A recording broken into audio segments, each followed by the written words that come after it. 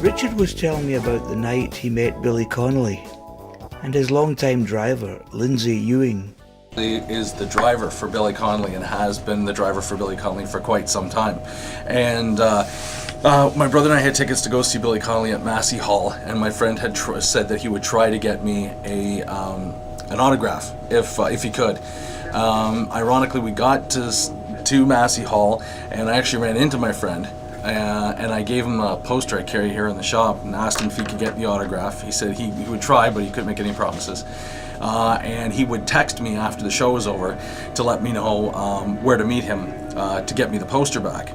So we watched the show. The show was over. My brother and I are standing in front of Massey Hall, and my phone starts to vibrate, and the message comes back from Lindsay saying, "Meet me backstage." So my brother and I, like something out of a movie, we went tearing off down this smoke-filled alleyway. We came out in behind Massey Hall, and there was Lindsay standing at the door with a big grin on his face, waving this poster. So I went to open the poster up, take a look at it. My brother made the joke, don't forget there's 2 L's in Connolly, insinuating that Lindsay was the one who had signed the poster and not Billy himself. And as I was standing there looking at the poster, Lindsay asked what we were going to do after the show, and I said we'll probably just hit Tim Hortons, get a tea, and go home. And so Lindsay kind of gave us a wink and a nod and said stick around for a little bit, and he went back into Massey Hall. So my brother and I didn't know what to do, so we stood there, we waited because we weren't too sure what to expect, and about 5 minutes later out comes Billy Connolly with Lindsay. So I was just gobstruck. I was just completely gobsmacked. I didn't know what to do. And I should backtrack here. At one point during the show, Billy was telling this story about the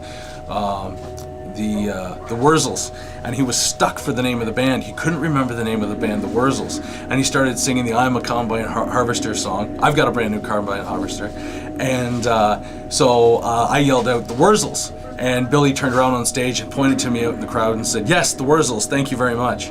So what happened was when Billy came out back, my brother jumps in between us and says, "Wurzels," and points at me, and Billy looked at him and said, "What the hell are you talking about?" And he says, "The Wurzels." He goes, "What?" He says, "The Wurzels." He said, "Oh, you're the Wurzels guy." I said, "Yeah." And he says, "Oh, great, thanks for that." He said, "Oh, I was dying up on stage there. I didn't know what. I couldn't think of the name of that band." And then Billy being Billy, when he was telling the Wurzels story, never finished the story on stage.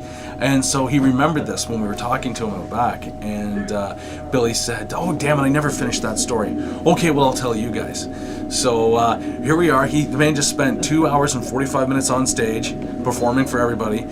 He's off stage half an hour, and he's at it again in the parking lot with a private audience of just me and my brother and my friend Lindsay. And he tells us this Wurzel story, which basically is he was in, I think he said Derry, doing a show. The Wurzels were in that show, and he mentioned that the lead singer of the Wurzels now has Alzheimer's, and but they still take him on tour. And he gets on stage, and he's just basically catatonic until the music starts. And then once the music starts, he picks right up, right where he left off, and just carries on like it's 1970s again, and he's right back in his element. And as soon as the song's over, he just goes right back into this catatonic state again. And he kept coming in and out of his Alzheimer's depending on what song was being played. And at the end of the show,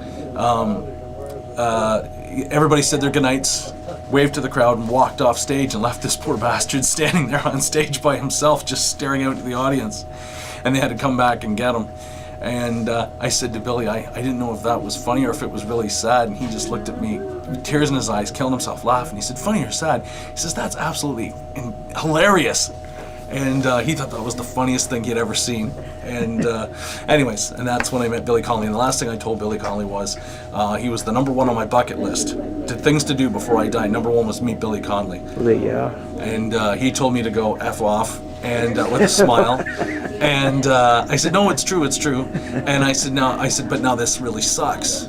And he laughed and he said, "Oh, it sucks, does it?" And I said, "It sucks because everything I do on the rest of my bucket list is downhill from here." I said, "You're not supposed to start at the top of your bucket list. You're supposed to work up your bucket list. And I've started at the top, so everything after this is going to pale by You got that comparison." from that Jack Nicholson movie. The Jack Nicholson movie, The Bucket List. Things to do before you die. Yeah. And he thanked me. And the last thing I told him was, I've got 3 kids at home. aged 3, 14, and 16, and every single one of them, when they were babies, when they would get colicky, they would get upset, they'd cry in the middle of the night. To calm them down, I would sing them the Welly Boot song. Yeah. And he thought that was just the greatest thing ever, that I would use the Welly Boot song as a lullaby for my children.